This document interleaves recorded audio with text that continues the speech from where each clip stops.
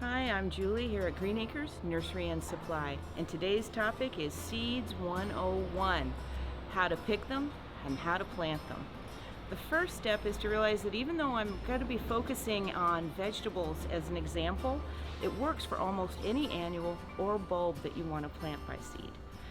The first place to start is the Green Acres Vegetable Planting Calendar. This thing is phenomenal because it's exactly for our area. No more guessing about when and where. It's divided up between months and cool and warm season veggies, and it tells you in that month whether you need to plant by seed, or if you have a choice, or just by plant. Because not all seeds can be transplanted. Sometimes you got to put it right in the ground. This calendar takes out all the guesswork, and it can really put your mind at ease. One of the first questions we always have about seeds when you're buying them off the rack is, how long are they good for? In general, 2 years. If you have some seeds at home that have been there longer than 3, you're probably not going to get consistent results anymore, and it's time to invest in a new packet of seeds. So you've gone through all the work of figuring out which seeds you want. Now we need to go ahead and look at that packet and find out even more, because once you look at the packet of the seeds, you've got the title and a great looking picture or a beautiful drawing, but there's a lot of information on that seed packet that is really worth taking a closer look at. Let's talk about some of the terms on what you're going to see. Direct sow versus transplant. Direct sow means you're taking that seed and you're putting it directly into your prepared garden. Transplant means you're starting those seeds under your own supervision and care, often indoors, until it's big enough and strong enough to go out into your prepared bed. Then if you're going to direct sow out into the ground, it's also going to talk on the packet about spacing. And it's going to talk about spacing between the plants or between the seeds. What's funny is some of the older companies haven't updated their packets yet, and they're going to say something wild like, have your rows be 6 feet apart and your cabbages 4 feet apart. Believe it or not, that's because they think that you're going to be driving a tractor through your veggie plot. You can put these things a lot closer if you indeed are not using a tractor out there. The question always becomes, how close? All right, let's suppose that you're planting onions by seed, and you hope that that full-size onion is going to be about the size of this fist. You put one seed here, and you hope that it's going to get this size, but where do you put the next seed?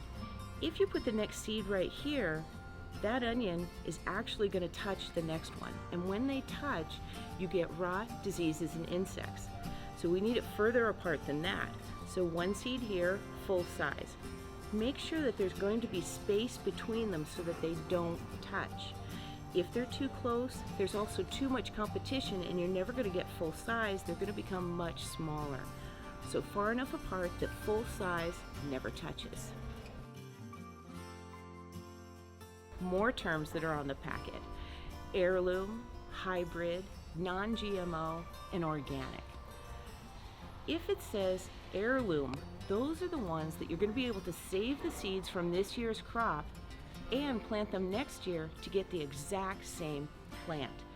Heirloom, also sometimes known as open pollinated, breed true. Year after year, you can save the seeds. None of the others are guaranteed to do that. Then there's hybrid. They definitely don't breed true. You can save the seeds, you can plant them next year, and be super surprised at what you get. You can't even define the things. They might be edible, they might be cute, I don't know, but they're not what you planned on getting at all. The next term is non-GMO, genetically modified organism. The truth is, you won't find any packets that say they are GMO. This is almost exclusively what's happening with big, huge farming operations of 1,000, 5,000, 10,000 square feet. You are able to find some packets, however, that say non-GMO, and that makes you feel more confident and secure, but it's not likely you're going to find GMO available to the average home gardener. How about organic? When companies get an organic certification, it takes years and a significant amount of money, which explains the price difference when you buy something that's organic. If you are not certified organic at home, why would you be interested in having organic?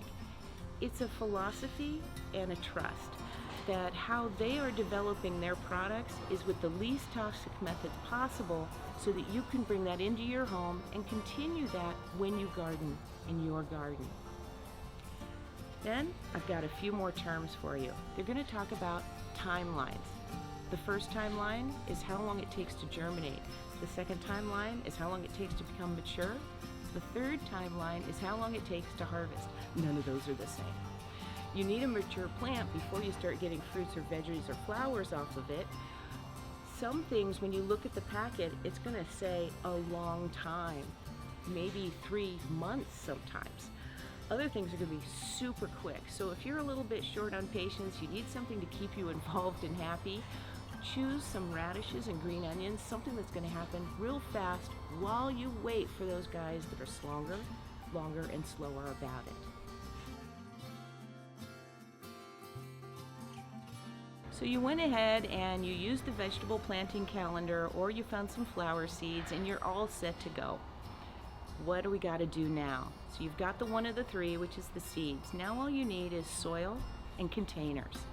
A word about the soil, because this is really important. If it's soil that you already had at home, maybe it's been there for 6 months or a year, put it in a bucket or a container and add water, because that soil might have dried out first, and pre-moisten it. How wet should it be? The term of art is well wrung out sponge. In other words, you grabbed a handful of the soil and you squeezed. No water came out, but you could sense that it was moist. This is going to help a lot. The soil has to be light and fluffy and well draining. So you're going to have to go ahead and get the seed planting mix or something you have at home that's really light and fluffy, so those roots really spread. The containers can be used, you can repurpose them. Make sure that you clean them though, and that involves sterilizing them with a 10% bleach solution. Wash them out real good, let them dry. If it's containers you took from the kitchen, make sure you've got lots of drain holes in the bottom. 1 is a little bit skimpy, 2 or 3 would be a lot better.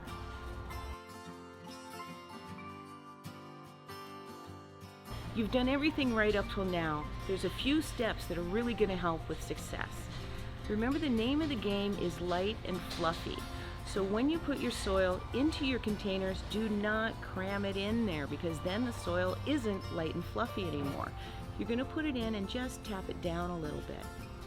On the seed packet, it tells you how deep to plant those seeds to get good germination, but a good rule of thumb. Suppose the seed was the size of my pinky fingernail. I need about twice as much dirt on top of that as the size of the seed. So 1, 2.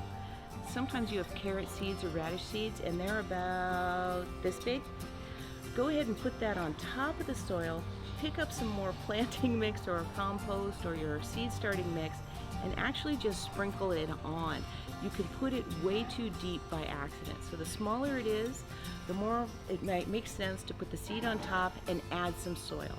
And again, don't tamp it down. We need light and fluffy and the heat of the sun or the heat from underneath to get through easily. How many seeds go in there? The seed packet may or may not be helpful on that, but here's a good rule of thumb. Cover your bases. Put in 2 or 3. Something's going to work, and suppose the worst happens and you get all of them to sprout. That's when you have to thin. So you've got 2 or 3 in there, and one looks a little straighter and stronger. Let's favor him. Do not pull out the ones that you don't want when you thin. If you pull out, you accidentally take the root zone of the one that you love. Cut away the ones that you don't want to keep. When do you know that it's time to transplant them? So that little seed has everything in it that it needs to get out of the shell, start growing up, emerge from the soil, and put on one set of leaves and then a second set of leaves.